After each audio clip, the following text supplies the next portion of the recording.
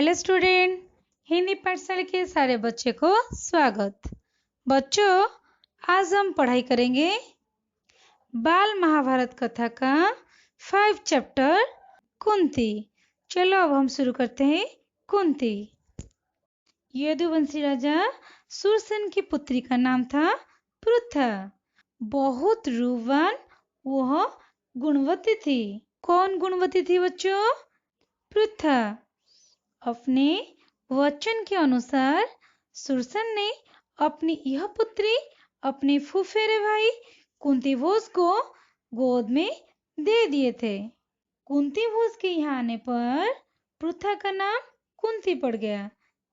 कुंती के बचपन में एक बार ऋषि दुर्वासा ने कुंती भोज के घर गए थे। कुंती ने दुर्वासा ऋषि के बहुत सेवा किए थे और दुर्वासा ऋषि ने कुंती के ऊपर खुश होकर उसे वरदान दिए थे। बोले, हे कुंती भोज कन्या, मैं तुम्हें एक वरदान देता हूँ। तुम किसी भी देवता का ध्यान करोगी तो वो अपने ही समान एक तेजस्वी पुत्र तुम्हें प्रदान करेंगे।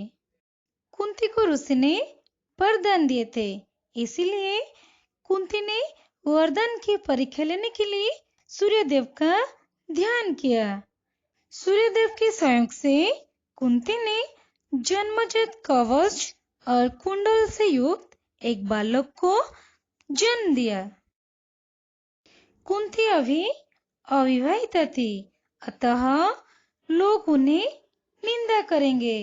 वही निंदा के डर से उसने बच्चे को एक पेटी में बड़ी सावधानी से बंद करके गंगा में बहा दिया। अधिरथ नाम के एक सारथी पेटी को देखा गंगा में बहता जा रहा है। वह यह दृश्य देखकर गंगा से वही पेटी लाकर देखा। वही पेटी में एक सोता हुआ बालक मिला। अधिरथ निसंतान था, इसीलिए वो बालक को अपने घर ले आया। यही बालक आगे चलकर शस्त्रधारियों में श्रेष्ठ कर्ण कहलाया। विवाह योग्य होने पर कुंती ने स्वयंवर में पांडु का वरण किया।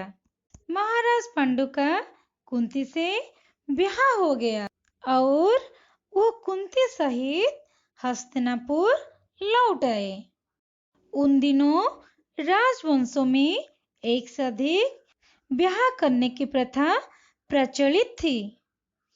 इसी रिवाज के अनुसार पितामह भीष्म की सलाह से महाराज पांडु ने मद्रराज की कन्या माद्री से भी ब्याह कर लिया। एक दिन पांडु वन में शिकार खेलने गए। वहां एक ऋषि दंपति हिरण के रूप में विहार कर रहे थे। पांडु को इसके बारे में बिल्कुल भी पता नहीं था। उन्होंने हिरण को मार दिया। मरते मरते ऋषि ने श्राप दे दिया कि तुम भी जब अपनी पत्नी के साथ विहार करोगे तो तुम्हारी मृत्यु सुनिश्चित हो जाएगी। ऋषि के श्राप से खिन्न पांडु पितामह भीष्म और विदुर को राज्यभार सौंपकर अपनी पत्नियों कुंती और माद्री को लेकर वन को चले गए और ब्रह्मचर्य जैसा जीवन व्यतीत करने लगे। कुंती ने अनुभव किया कि पांडु को संतान की लालसा तो है, मगर ऋषि के श्राप के कारण वह लाचार है। अतः कुंती ने दिए हुए दुर्वासा का वरदान के बारे में पांडु से जिक्र किया। पांडु के अनुरोध पर कुंती व माद्री ने देवताओं की कृपा से एक एक करके 5 पुत्र प्राप्त किए। 5 पुत्रों का जन्म वन में ही हुआ था। वसंत ऋतु की महीना चल रही थी। एक दिन पांडु ने माद्री के साथ वन विहार करने के लिए गए। प्रकृति का मनोहारी रूप, बसंत ऋतु की सौंदर्य को देखकर पांडु ऋषि के शाप को भूल बैठे, अतः पांडु की मृत्यु हो गया।